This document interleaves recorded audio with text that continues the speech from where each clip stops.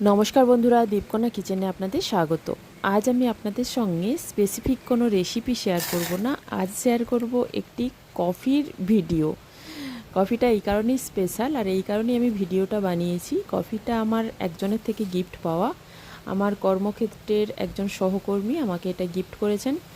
কফিটা দারুণ টেস্টি ছিল, তাই আমি আপনাদের সঙ্গে শেয়ার করেছি, এবং উনি যদি ভিডিওটা দেখেন উনিও খুশি হবেন। কফিটা দুর্দান্ত খেতে। আমি যেভাবে বানাই, প্রথমে দুধটা গরম করে নিয়েছি, তারপর হালকা একটু দুধে কফিটাকে ভালো করে গুলিয়ে নিয়ে আবার ওই ফোটানো দুধের মধ্যে দিয়ে সামান্য কিছুক্ষণ ফুটিয়ে নিয়ে সামান্য একটু চিনি অ্যাড করে নাবিয়ে নিয়েছি। তারপর সাথে বিস্কুট নিয়েছি, দিয়ে সকালটা শুরু করেছি।